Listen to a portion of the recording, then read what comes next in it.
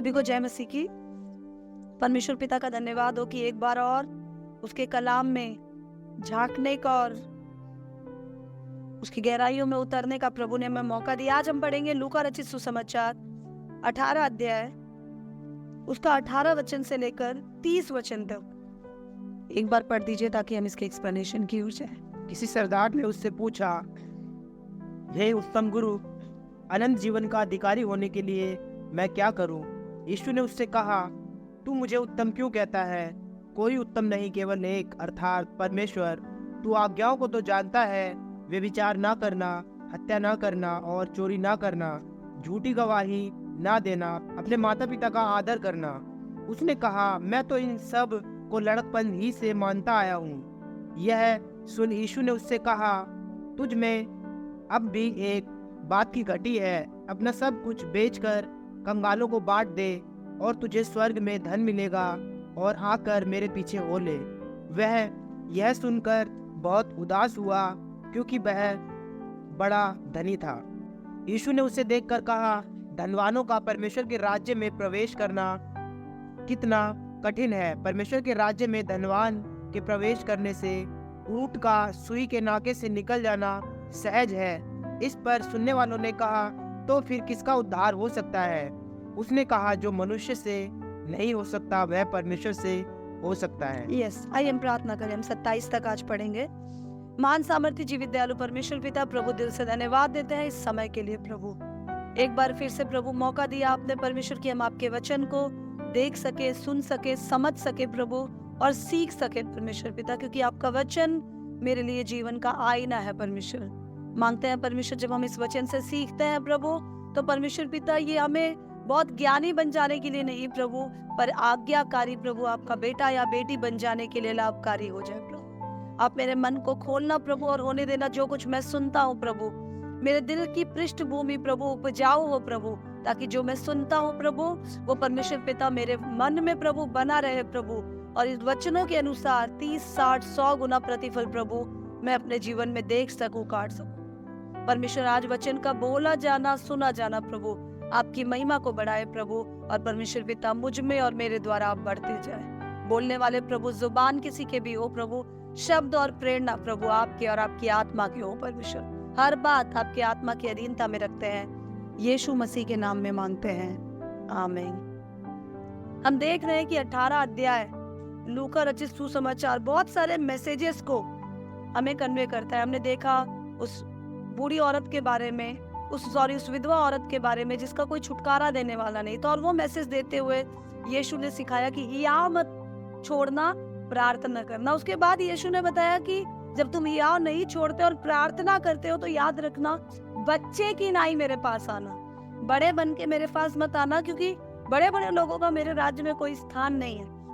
बालक की नाई हम कैसे परमेश्वर की उपस्थिति में आ सकते हैं, इस पे हमने, प्लीज ध्यान दीजिए, हमने इस पे पिछले दिनों गहराई से चर्चा की थी कि कैसे बालक की नाई हम परमेश्वर के सामने आ सकते हैं। और उसके बाद हमने देखा कि परमेश्वर का बेटा यीशु मसीह जब आगे को अपने चेलों के साथ प्रचार में है, तो जाते वक्त बहुत सारे लोग यीशु को उस समय मिला करते थे। अमीर गरीब, काले गोरे, नए विश्वासी, पुराने विश्वासी, निंदा करने वाले, सपोर्ट करने वाले, बहुत सारे लोग यीशु को रास्ते में मिला करते थे। और उसी दौरान एक धनी मनुष्य यीशु को मिला, बहुत पैसे वाला, और वो धनी मनुष्य यीशु से मिला। आपको पता है, धनी के पास सब कुछ है लेकिन शांति नहीं है। धनी के पास बिस्तर है लेकिन नींद नहीं है, खाना है लेकिन भूख नहीं है। ऐसी बहुत सारी प्रॉब्लम से वो अपनी व्यक्तिगत जीवन में सफर कर रहे होते हैं। ये धनी व्यक्ति भी आया, और आने के बाद इसने यीशु से कहा कि उद्धार पाने के लिए मैं क्या करूं? मेरे पास सब कुछ है पर मेरे पास जो चीज नहीं है वो है उद्धार। उद्धार पाने के लिए मैं क्या करूं? ए उत्तम गुरु, तू मुझे बता। यीशु ने बोला, तू एक काम कर, तू परमेश्वर की आज्ञाओं को मान। उसने बोला, मैं सब आज्ञा मानता हूँ, बचपन से मैं दान देता हूँ, बचपन से मैं माता पिता की आज्ञा का पालन करता हूँ। ऐसे एक एक, चोरी ना करना, ये ना करना, एक एक आज्ञा यीशु मसीह सिखाने लगे। उसने कहा, ये तो मेरे बचपन से चलता आ रहा है, मैं मानता आ रहा हूँ, अब क्या बच गया? तब यीशु ने बोला, एक बात हम देखेंगे अगर इसका 22 वचन। तो यीशु ने ये सुनकर कहा, तुम में आप भी एक बात की गति है। कौन सी बात? तू अपना सब कुछ बेचकर कंगालों को खिला दे। ये बात वो सुना और वो उदास हुआ और वो उदास होकर चला गया वहां से, क्योंकि वो बहुत धनी मनुष्य। हम लोग ये उसके बाद जब हम देखते हैं आगे के नरेशन को देखते हैं तो यीशु ने देखकर बोला, धनवान लोग परमेश्वर के राज्य में प्रवेश नहीं कर सकते। ऊंट सुई की नोक में से गुजर सकता है, पर धनवान का प्रभु के राज्य में प्रवेश करना बहुत मुश्किल है। ये वचन सुनते ही बहुत सारे लोग बहुत सारे तर्क लगाने लग जाते हैं। मैं आजकल जब बाइबल पढ़ती हूँ तो मुझे एक नया एंगल बाइबल को पढ़ते वक्त दिखाई देता है, और वो एंगल ये है कि मुझे ऐसा लगता है कि बहुत सारे लोग जो प्रभु से फिर गए हैं या बाइबल को गलत तरीके से सीखते या सिखाते हैं, उसका बहुत बड़ा कारण ये है क्योंकि वो वचन को कॉन्टेक्स्ट में समझ नहीं पाते। हर वचन को अलग अलग लेकर जोड़ तोड़ कर समझने की कोशिश करते हैं। ये वचन सुनकर बहुत सारे लोग ये बात बताते हैं कि आज्ञा मानेंगे तो हम उद्धार पाएंगे, क्योंकि यीशु ने तो इस धनवान जन से कहा कि तू आज्ञाओं को मानेगा तो तू बच जाएगा। ये वचन सुनकर बहुत सारे लोग बोलते हैं, धनी नहीं होना, अपना सब कुछ बेच दो। बहुत सारे खुदा के अगुए कलीसिया को सिखाते हैं कि बेच दो, चूड़ी बेच दो, कान के झुमके बेच दो, घर बेच दो, जमीन जायदाद बेच दो और सब लाकर प्रभु के दासों के हाथों में रख दो, क्योंकि धनवानों का परमेश्वर के राज्य में प्रवेश करना मुश्किल है। इसीलिए अगर तुम्हें प्रभु के राज्य में जाना है तो भिखारी बन जाओ, कंगाल बन जाओ। बहुत सारे लोग बहुत तरह की शिक्षाएं इस वचन को सुनकर देते हैं। इस वचन का इस्तेमाल करके बहुत सारे लोगों को लूटते हैं। इसीलिए मुझे लगा कि जब प्रभु ने मौका दिया लूका रचित सुसमाचार के 18 अध्याय में से पढ़ने का, तो क्यों ना इस पोर्शन को भी कवर किया जाए और बहुत बड़ी कंफ्यूजन को दूर किया जाए। हमको ये बात जानना जरूरी है कि कौन बचाया जा सकता है। पतरस ने यीशु से पूछा और चेलों ने यीशु से पूछा, अगर इस धनी का भी उद्धार नहीं हो सकता तो किसका उद्धार हो सकता है? कौन बचेगा?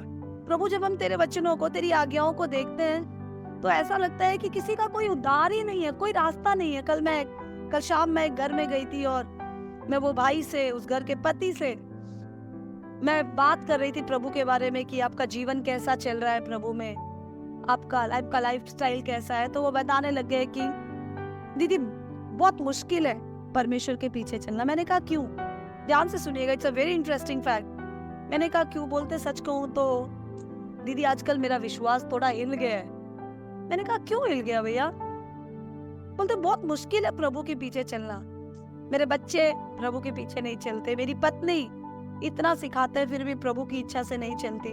मैं अपने रोजमर्रा के जीवन में पूरा दिन कोशिश करता हूँ कि मैं प्रभु की आज्ञाओं को मानूं, प्रभु की मर्जी से चलूं, पर छोटी छोटी बातों में प्रभु की आज्ञा मुझसे छूट जाती है और टूट जाती है और मैं नहीं कर पाता। दीदी मुझे आजकल लगता है कि मैं नहीं चल पाऊंगा प्रभु के पीछे। मैंने कहा आपको लगता है कि प्रभु हमें ऐसा कोई काम देगा जो हम नहीं कर सकते? नहीं, ऐसा नहीं है। प्रभु हमारी सीमा से बढ़कर कोई काम हमें नहीं देंगे।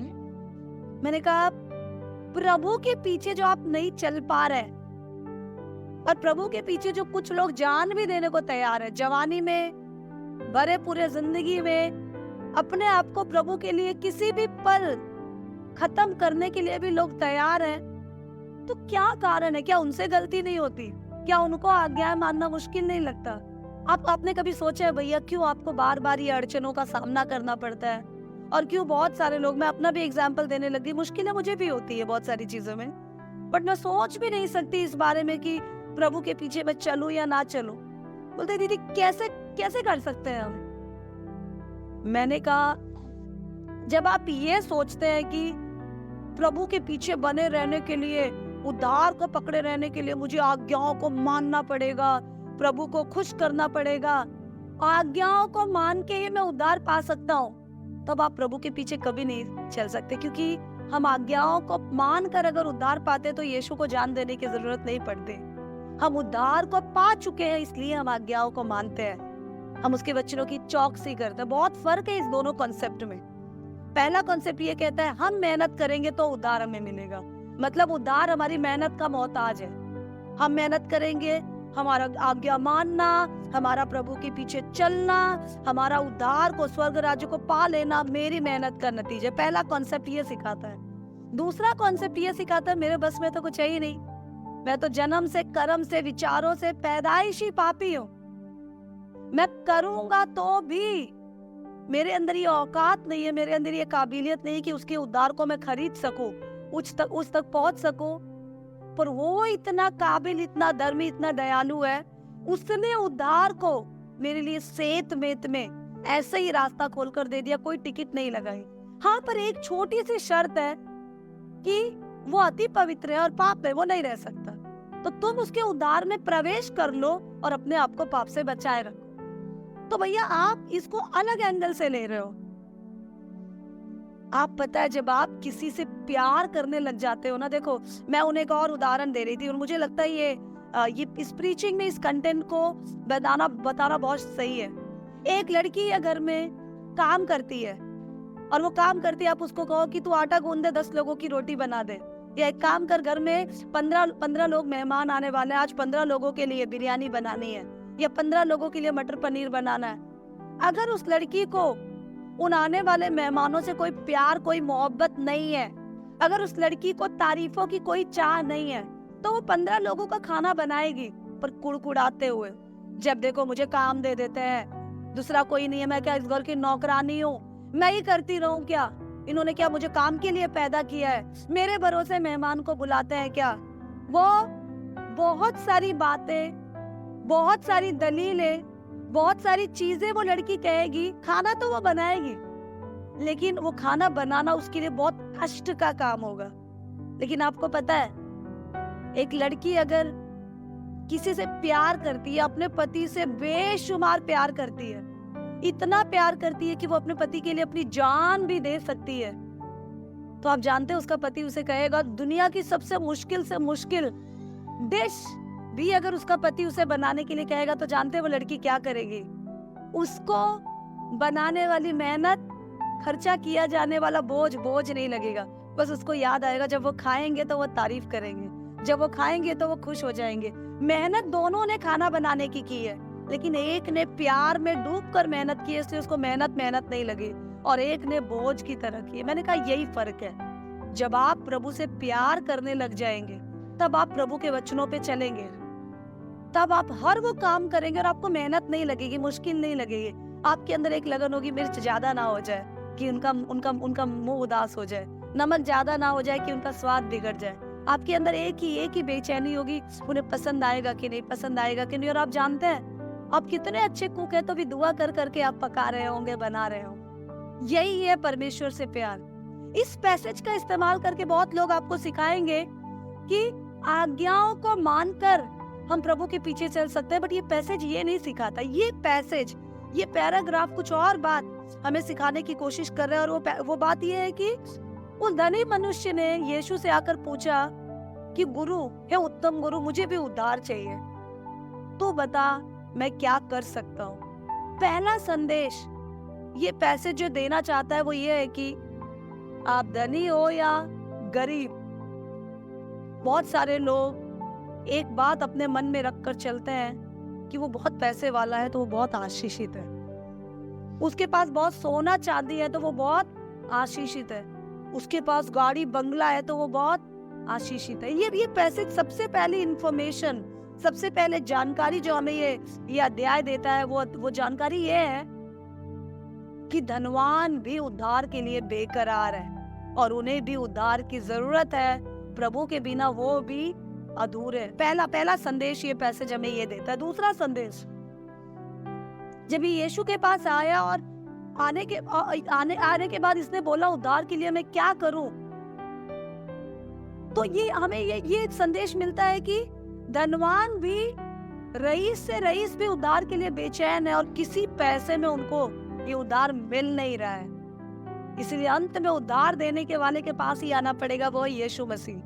उसने पूछा, हे उत्तम गुरु, मैं उद्धार पाने के लिए क्या करूं? उद्धार हमें क्यों चाहिए, क्यों हमें शांति चाहिए? क्योंकि हम सब बोझ तले दबे हुए हैं। हमें से कुछ लोग जिसने सच में परमेश्वर के प्यार को जान लिया, वही आजादी को महसूस कर पाएगा। आप में से बहुत है जो इस वचन को सुन रहे हैं, सालों साल से चर्च जा रहे हैं, मैं बहुत दुख के साथ इस बात को कह रही हूँ। अब में से अब भी बहुत सारे लोग आजाद नहीं हुए हैं। सिर्फ उनका उनका आराध्य बदला है, जिसकी वो आराधना करते थे, पर उनकी लाइफस्टाइल नहीं बदली है। अभी भी वही टेंशन, अभी भी वही फिक्र, अभी भी वही कलेश, अभी भी वही जकड़न, अभी भी वही बेचैनी, अभी भी वही घबराहट, अभी भी वही रातों का जागना, दिन में परेशानी में घूमना। यीशु मसीह जब हमें उद्धार देता है तो वो उद्धार हमारे लाइफस्टाइल को पूरी तरह बदल देता है। हम एक आजाद छुटकारे पाए हुए जन की नाई व्यवहार करते हैं। हमें कोई भी कलेश, टेंशन नहीं दे सकता। हमें आने वाली चिंताएं पकड़ नहीं सकती, क्योंकि हमको पता है जो पिता जिसने मुझे माँ के पेट में सुरक्षित रखा, वो मुझे इस पृथ्वी में भी सुरक्षित रखेगा। जिसने एलिया को कौवों के द्वारा खिलाया, वो मुझे खिलाएगा। अगर वो कल मुझे जिलाएगा तो पहले वो मेरे लिए इंतजाम करेगा, फिर वो कल का दिन मुझे दिखाएगा। हम उद्धार पा गए तो हम एकदम फ्री हो जाते हैं, और उस फ्रीडम की जरूरत हम सबको है। और पैसे वाले लोग या गरीब या बहुत महंगे कपड़े पहनने वाले लोग या एक या दो जोड़ी पहनने वाले लोग, हर कोई इस गुलामी के बंधन में और इस जकड़न में जकड़ा हुआ है। ये आकर यीशु से बोलता है कि हे उत्तम गुरु, तू मुझे बता। और भी कंट्रोवर्सीज हैं, पर उस पे मैं टच नहीं करूंगी। हे उत्तम गुरु, तू मुझे बता कि मैं उद्धार पाने के लिए क्या करूं। मेरे पास बहुत पैसा है, मैं बहुत रईस हूँ, लेकिन मेरे पास वो छुटकारा, वो आजादी अभी भी नहीं है। और यीशु इसे बोलता है, कोई बात नहीं, तू आज्ञाओं को मान। इसका मतलब ये नहीं आज्ञा पाने से हमें उद्धार मिलेगा। इसका मतलब ये है, अगर हम प्रभु के वचन को पढ़े तो लिखा है आज्ञाओं का एक मकसद ये है कि हम अपने आप को जांच सके, हमें पाप का बोध हो जाए। अगर हम आज्ञाओं को नहीं जानते तो हमें पता ही नहीं चलेगा हमने क्या गलती करी है। आप इस बात को समझिए। तो यीशु ने इसकी कमजोर नसों को छूना शुरू किया। माता पिता का आदर करना, चोरी करना, इसने कहा ये सब कुछ तो मैं करता हूँ। तब एक एक नस छूते छूते यीशु एक लास्ट बात में आया 22वें वचन में, और यीशु ने इसे आकर कहा कि एक काम है जो तू नहीं करता। एक काम है जो तू नहीं करता। तू एक काम कर, तू अपना सारा पैसा, अपनी सारी चीजें बेचकर कंगालों को दे दे और तू मेरे पीछे आ जा।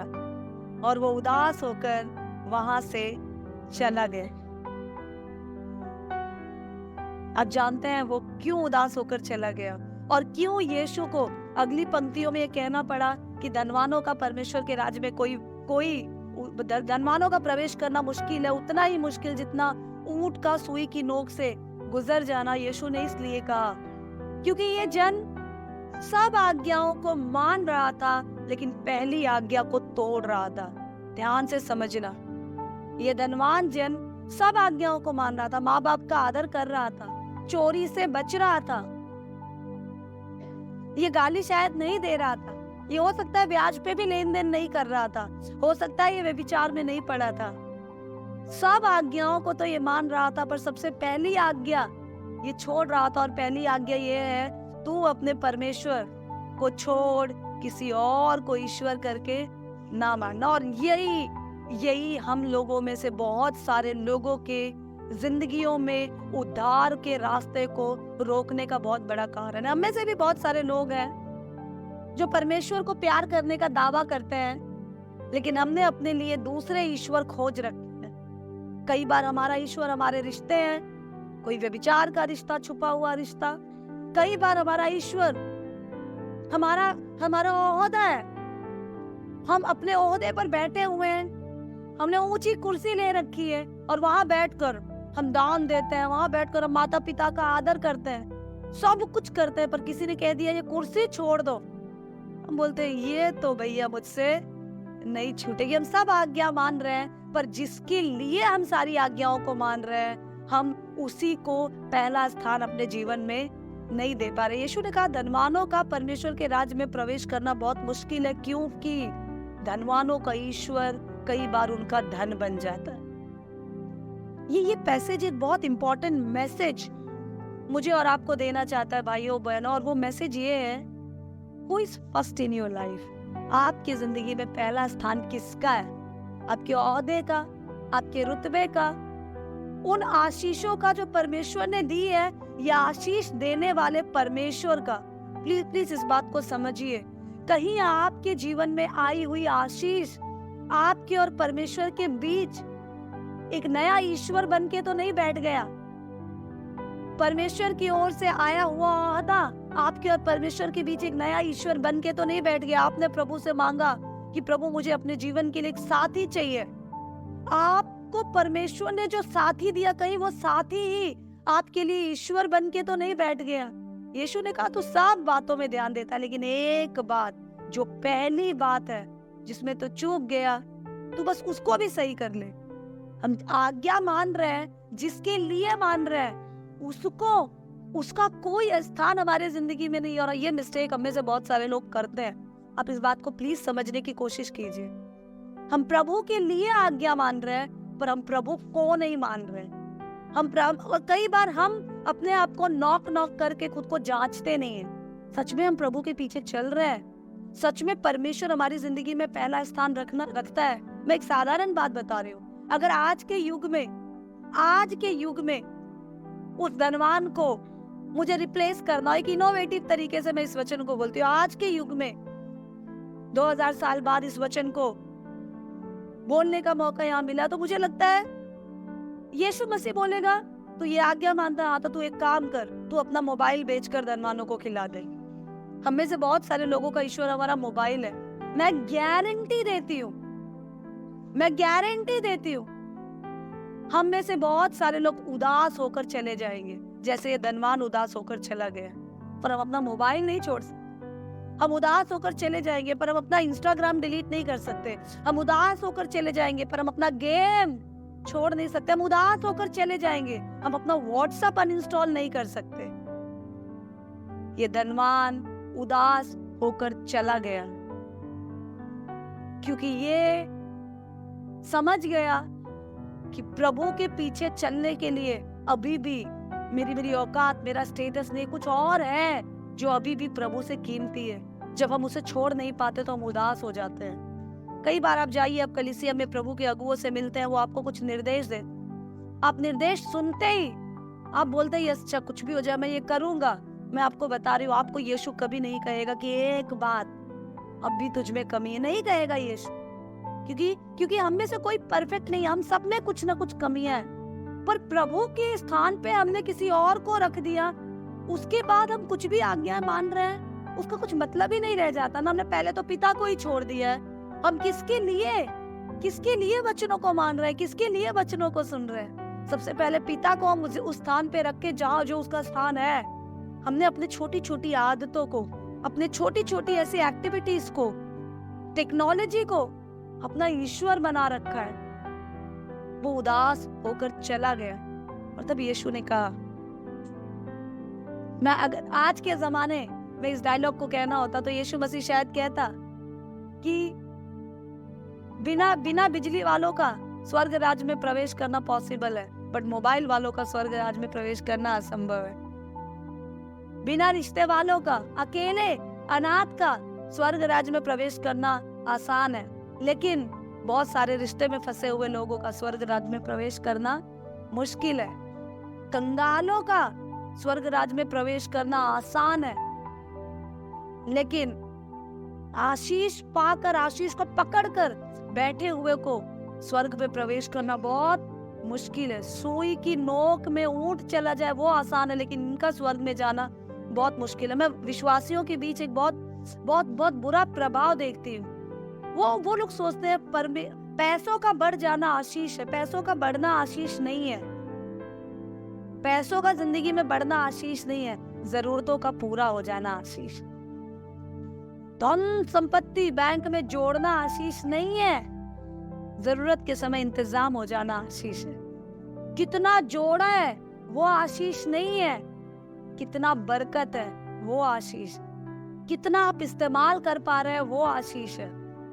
हम कई बार आशीषों की परिभाषाओं को बदल देते हैं, और कई बार प्रभु हमारे जीवन में जब बड़े बड़े कामों को करता है तो हम प्रभु के पीछे चलने की बारी आती है तो उदास हो जाते हैं, क्योंकि हम इतने चिपक जाते हैं उन आशीषों से जो प्रभु भरपूरी के लिए हमें इस पृथ्वी पर देता है कि हम प्रभु से चिपकना छोड़ देते हैं प्रभु की ओर देखना, छोड़ देते हैं, और वो आशीष कुछ भी हो सकती है। इस धनवान के लिए धन था, हमारे लिए कुछ भी ऐसा हो सकता है। इसका मतलब ये नहीं है प्रभु धनी नहीं बनाना चाहता, इसका मतलब ये है प्रभु अपने और हमारे बीच में किसी और को आने नहीं देना चाहता, क्योंकि वो जलन रखने वाला परमेश्वर। इसीलिए कलीसिया मैं आपको उत्साहित करना चाहती हूँ कि जब हम इन वचनों को सुनते हैं तो हम अच्छे से देखें, ऐसा तो नहीं है मेरे और मेरे परमेश्वर के बीच हमने नए ईश्वर बना रखे हैं।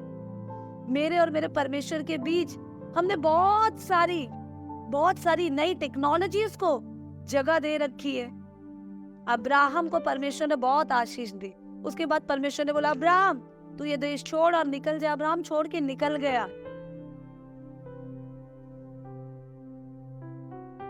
परमेश्वर ने मूसा को फिरौन के घर में सुरक्षित रखा, लेकिन सही समय आया तो फिरौन के घर में रहना मूसा को बहुत छोटी बात लगी।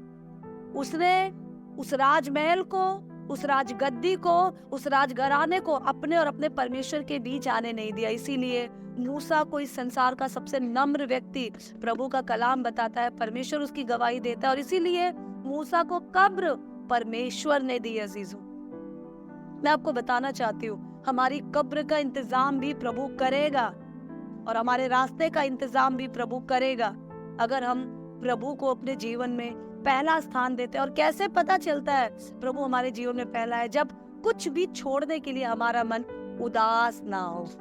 धन छोड़ने के लिए इस भाई का मन उदास हो गया। कुछ रिश्ते छोड़ते हुए बोलते नहीं प्रभु मैं नहीं कर सकती। मैं बता रही हूँ ना, मैं अभी भी गारंटी देती हूँ, ये वचन आप बहुतों को सुनाइए और उनसे कहिए आपका व्हाट्सएप आपके और आपके प्रभु के बीच में, देखिए वो उदास हो जाएंगे, घोर शोक में खो जाएंगे। आप कहिए कुछ हमारे जवानों को, फेसबुक हमारे कुछ प्रभु के अगुओं को कहिए कि आप एक काम कीजिए, आप फेसबुक में सेवा बंद कीजिए। फेसबुक में किसी का फेस का फोटो दिखाई देता है और फेस टू फेस सेवा शुरू कीजिए। आप फेसबुक अकाउंट को लॉग आउट कीजिए, डिलीट कीजिए। मैं आपको बता रही हूँ बहुत सारे दास लोग उदास हो जाएंगे। दास से उदास बनने में कोई समय नहीं लगेगा उन्हें, क्योंकि उनका ईश्वर सोशल मीडिया बन गया है और उन्हें भी नहीं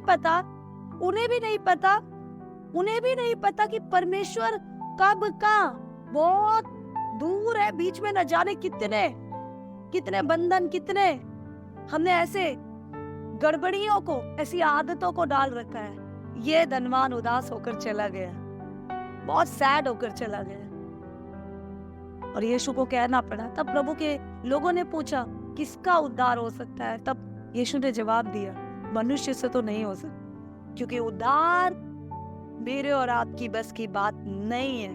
उद्धार परमेश्वर की दया है, और परमेश्वर की दया, समझिए इस पूरे पैसेज को, परमेश्वर की दया उसी पे प्रकट होगी जो परमेश्वर की दया के लिए टकटकी लगाए, केवल और केवल परमेश्वर की ओर देखता है। परमेश्वर का अनुग्रह केवल उस पे प्रकट होगा जो अनुग्रह के लिए भूखा और प्यासा है। जो भूखे और प्यासे हैं वही तृप्त किए जाएंगे। ये उद्धार को, ये धनवान व्यक्ति उद्धार को एक ऑप्शन की तरह, एक विकल्प की तरह रखना चाहता था, पर ये केवल उद्धार के लिए नहीं जी रहा था।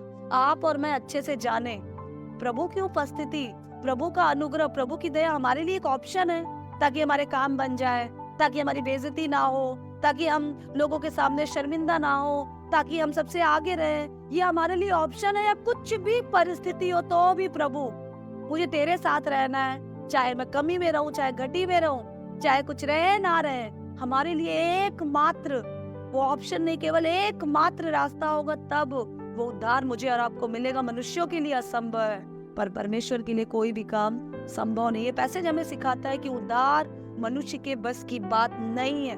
इसलिए हम लोग जो उद्धार पाए हुए हैं, रोज अपने जिंदगी में चलते चलते 4-6 सालों में मन में कठोर हो गए और ये सोचने लगे हैं कि मुझसे कौन छीन सकता है भाई, हम है हम परमेश्वर के सबसे खास है। तो किसी घमंड में ना रहे, ऐसा ना हो जब यीशु मसीह आकर आपसे ये सवाल पूछे, यीशु मसीह आकर मुझसे ये सवाल पूछे, और वो प्रभु पूछता है हर पल। मैं आपको बता रही हूँ ये जो सवाल ये जो काम यीशु ने इस धनी व्यक्ति को कहा, ये हर दिन यीशु आपको कहता है, हर दिन यीशु आपको कहता है तू जांच, एक कमी अभी भी तुझ में है। यीशु हर दिन आपको और मुझसे कहता है। जब आप और मैं प्रार्थनाओं को छोड़कर दूसरी चीजों को पहला स्थान देने लगते हैं, तब यीशु कहता है एक कमी अभी भी तुझ में है। तो अपनी ये आदत छोड़कर प्रभु के पीछे लग जाता, तब हम उदास हो जाते हैं। जब हम प्रेयर मीटिंग्स को छोड़कर दूसरी चीजों को पहला स्थान देने लगते हैं, तब यीशु कहता है अब भी एक कमी तुझ में है। हम बाइबल रीडिंग, हमारा समय है प्रभु के साथ बैठने का, बाइबल रीडिंग का, बाइबल रीडिंग को छोड़कर हम गूगल में बैठकर ना जाने दुनिया भर के कंटेंट रीड करते, तब यीशु कहता है एक कमी अब भी तुझ में है, एक कमी अब भी तुझ में है। सच में जब हम इस आवाज को सुनने की कोशिश करेंगे, पवित्र आत्मा मुझसे और आपसे बात करेगा। और अगर वो बात अपनी उस कमियों को सुनते वक्त अगर आपका मन उदास हो जाता है, तो मैं आपको बताना चाहती हूँ उद्धार पाना बहुत मुश्किल है। उद्धार हमें सेहत में इसमें मिल गया, पर इसको हमें बरकरार रखना है यीशु के बादलों पर आने तक। किसी गलतफहमी में मत रहना। मसीह बन जाना गड़बड़ी करने का लाइसेंस नहीं है। मसीह बन जाना, मसीह बन जाना एक हमेशा चौकसी में रहने का एक अलार्म है कि हम अपने आप पे ध्यान दें, हम अपने आप पे ध्यान दें। ये उद्धार कहीं हमारे हाथ से छूट ना जाए।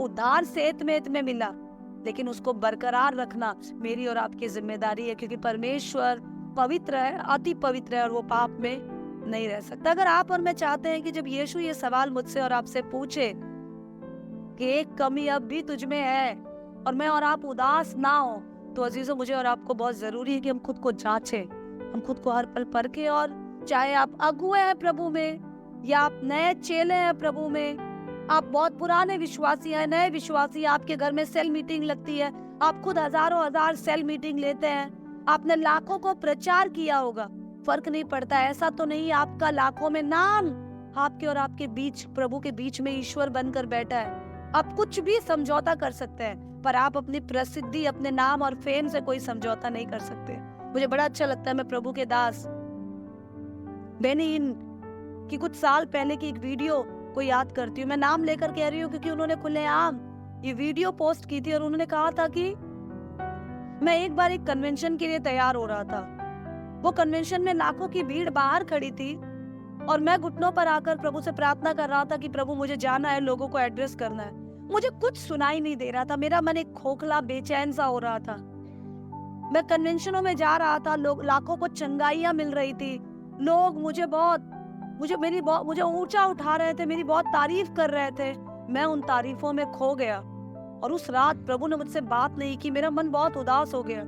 तब प्रभु ने मुझसे कहा, मेरे लिए तेरे पास समय कहाँ है, मेरे लिए तेरे जीवन में जगह कहाँ है? तू अपने पारिवारिक जीवन में जो गड़बड़ियां कर रहा है, तूने एक बार भी मेरी ओर देखा?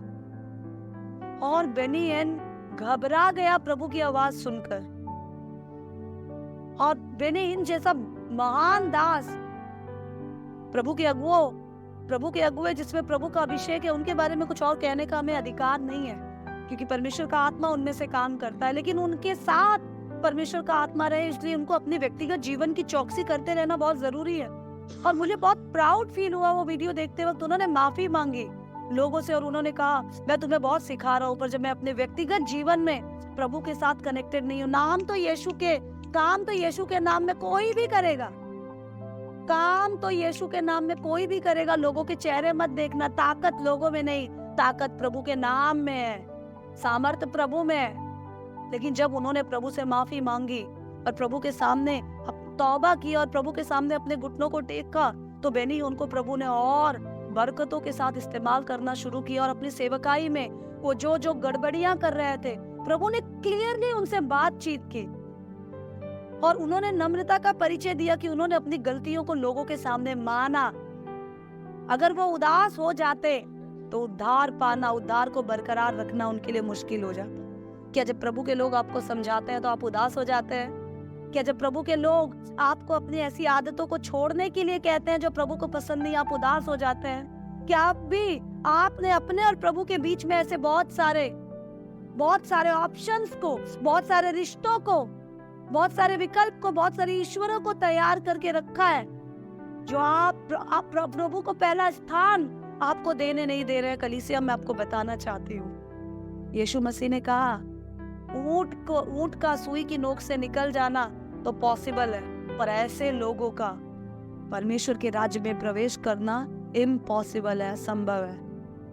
एक असंभव काम था उद्धार को पाना। परमेश्वर ने अपने बेटे के लोगों को बहाकर उस काम को संभव कर दिया। प्रभु के सेत मेत में दिए गए अनुग्रह को हम छोटी छोटी मूर्खताओं के कारण ना छोड़ दे। एक अलौकिक अद्भुत स्वर्गीय ताकत को सांसारिक भौतिक चीजों के चक्कर में हम ना छोड़ दे। एक नश्वर चीज के लिए, एक अनश्वर नाश ना होने वाले सदा काल के लिए बने रहने वाले परमेश्वर को हम ना छोड़ दे। हमें इस बात को समझना बहुत जरूरी है। इसीलिए अजीजों, आज की सुबह जब प्रभु ने मौका दिया तो आइए हम अपने आंखों को बंद करें और इस बात को जांचे, मेरे जीवन में पहला स्थान किसका है। कहीं ऐसा तो नहीं प्रभु ने जिन आशीषों को, जिन रिश्तों को, जिन लोगों को, जिन जगहों को मेरी सहूलियत के लिए मेरे जीवन में दिया है, वही मेरे और मेरे परमेश्वर के बीच में ईश्वर की नई आकर बन बैठे हैं। आइए अच्छे से जांचें। मुझे लगता है इस वचन को सुनने के बाद मुझे और आपको एक बात जांचना बहुत जरूरी है कि कौन सी बात को छोड़ना, प्रभु के लिए छोड़ना, कौन सी आदतों को प्रभु के लिए छोड़ना अब भी हमें उदासी में डाल देता है। आइए हम अच्छे से जांचें। ऐसा ना हो हम बहुत बड़ी बड़ी आज्ञाओं को मानते हैं, पर जिसके लिए मानते हैं हमने उसको ही मानना छोड़ रखा है। सबसे पहली आज्ञा है तू मुझे छोड़ दूसरों को ईश्वर करके ना मानना। तो पूरी बुद्धि, पूरी ताकत, पूरी समझ से यहोवा पर भरोसा रखना। क्या सच में हमारा पूरा भरोसा यहोवा पर है? क्या सच में पहला स्थान हम अपने परमेश्वर को देते हैं, या परमेश्वर हमारे लिए केवल एक इमरजेंसी बटन की तरह है, जब हम अटकते हैं तब दबाते हैं?